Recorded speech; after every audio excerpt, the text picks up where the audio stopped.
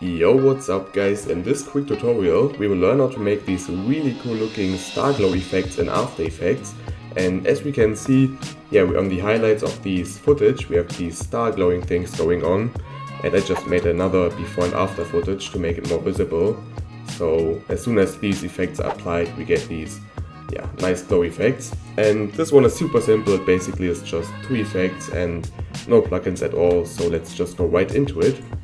So let's copy our footage real quick into our new composition, just like that. And actually we need two of these, so two layers of our footage. So we can just press Ctrl D to duplicate this. And on the upper layer we will have to apply two important effects. The first one is the threshold effect. It's called CC threshold actually. And just apply it. And now you can already see we have these highlights of our footage. And on these we will now apply another effect, which is the cross blur effect. And now we can turn up both of these values to something like 300.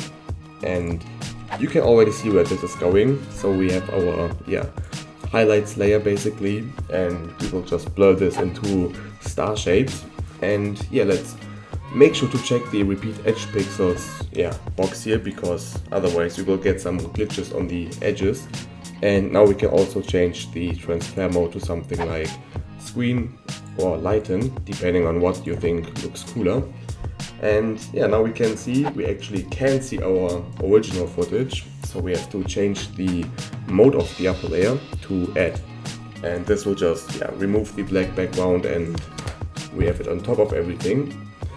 And that's the result. I think this looks really cool. If you think this is too much, you can always press T on the keyboard to access the opacity settings and just turn on the opacity to something like 50% or whatever.